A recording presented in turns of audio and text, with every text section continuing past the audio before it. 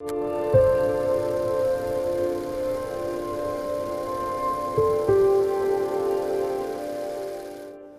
next video, I hope to be very quick for you guys. This is just a little tip for editing called sound bridging or sound bridges. This is a really great technique to help bring two scenes together, to bring different moments in your film together.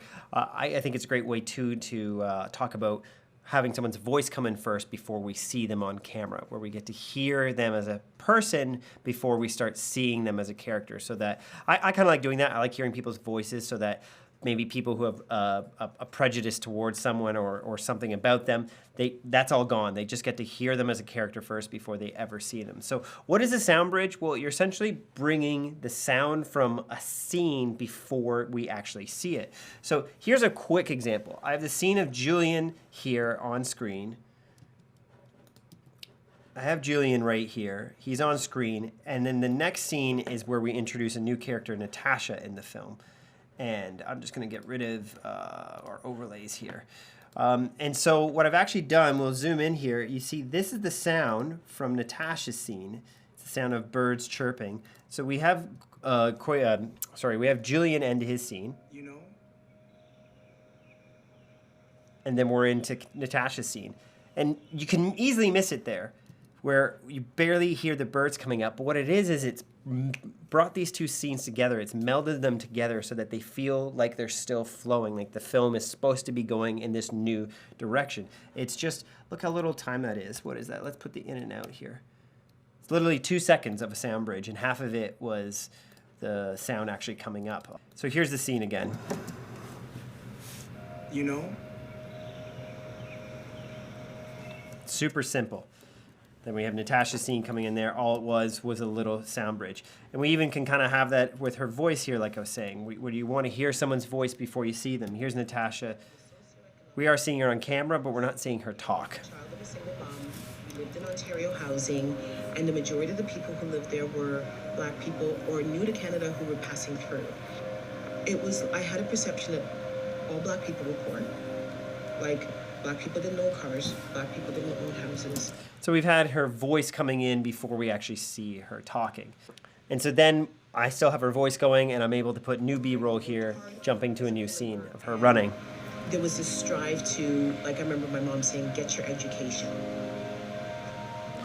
Now, watching back this scene right now, I'm realizing it's probably lasting a bit long, and this is where I need an opinion of someone like Kwesi, who's the co-director on this, because I actually shot this one morning. He wasn't there, but he's going to be able to give me the opinion if this scene is lasting too long, because we did this whole shot where my cinematographer walked backwards and sat on the car, so it feels like one continuous shot. I'll play it for you here.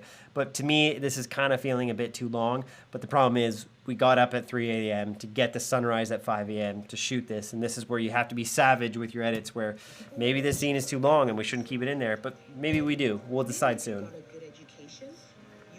You can see my cinematographer is walking back here. He sat in the car, and now suddenly, instead of it being handheld, it's like we're on a gimbal.